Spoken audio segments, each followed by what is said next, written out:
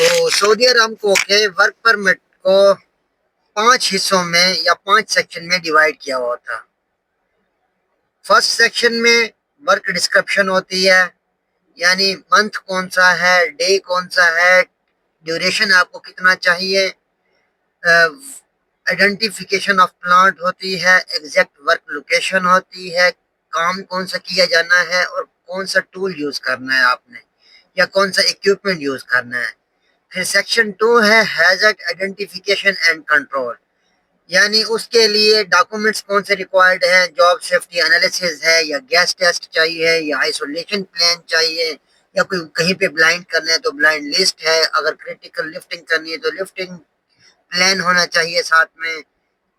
اس کے بعد ایکسکیویشن کرنی ہے تو اس کی چیک لسٹ ہونی چاہیے۔ اس کے بعد آئسولیشن میتھڈ ہیں، پوٹینشیل ایکسپوئر، یعنی ہائی نائز سے آپ ایکسپوز ہو سکتے ہیں، یا ہائیڈروجن سلفائڈ سے ایکسپوز ہو سکتے ہیں، اور پروٹیکٹیو اکوپمنٹ یا پی پی ایز کون سے ہیں۔ اس کے بعد ہے جی فائر پروٹیکشن میتھڈ آپ نے کون سا یوز کیا ہوا ہے۔ اس کے بعد یہ بتانا ہے کہ اگر اسٹینڈ بائی مین کی ضرورت ہے یا نہیں ہے۔ اس کے بعد فائر واچر نیڈڈ ہے یا نہیں ہے۔ اس کے بعد ہے جی سیکشن 3 گیس ٹیسٹ ریکارڈ۔ پھر آپ نے گیس ٹیسٹ ریکارڈ ادھر جو ہے نا وہ لکھے گا،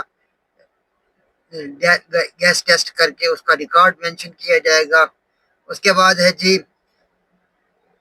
سیکشن 4 پرمٹ اتھورائزیشن اینڈ کلوئر، کہیں پہ اگر اس کی کاؤنٹر سگنیچر کی ضرورت ہے یا اور زیادہ اپروولس کی ضرورت ہے تو سیکشن 4 میں یہ بھی دیا گیا ہے۔ اس کے علاوہ اس میں کلوز کرنے کا، ایکسٹینڈ کرنے کا، ایشو کرنے کا، یہ تینوں پروسیس سیکشن 4 میں آتے ہیں۔ اس کے ساتھ اس کو پانچواں سیکشن 5 تو نہیں کہہ سکتے، لیکن ایک ساتھ الگ سے ہیزارڈ انالیسس چیک لسٹ دی گئی ہوتی ہے، اس کو بھی آپ نے فل کرنا ہوتا ہے۔ اس پہ بھی آرامکو کے ایشور اور ریسیور دونوں کے سائن ہوتے ہیں۔ اس کے اندر ساری انفارمیشن ہوتی ہے کہ آپ صحیح پرمٹ یوز کر رہے ہیں، ویدر کنڈیشن ٹھیک ہے، سلپ ٹرپس کا فال کا خطرہ تو نہیں ہے، کریکٹ ٹولز استعمال کیے جا رہے ہیں، کیا جو بندے کام کر رہے ہیں ان کے پاس پراپر سرٹیفیکیشن ہے، اکوپمنٹ کے اوپر سٹیکر، انسپیکشن سٹیکر لگا ہوا ہے، اگر آپ کہیں ہائٹ پہ کام کر رہے ہیں تو کیا آپ اسکاف فولڈنگ لگی ہوئی ہے، کیا وہ سرٹیفائڈ اسکاف فولڈر سے اس کے اوپر سائن کیے ہوئے ہیں، اکوپمنٹ پراپرلی آئسولیٹڈ ہے۔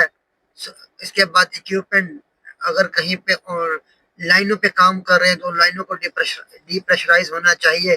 اسی طرح سے یہ سارے ایک ہیزارڈ انالیسس چیک لسٹ ہوتی ہے، اس کو بھی فل کرنا لازمی ہوتا ہے۔ فل کرنے کے بعد آپ کے یعنی ریسیور کے اور ایشور کے سائن ہوتے ہیں۔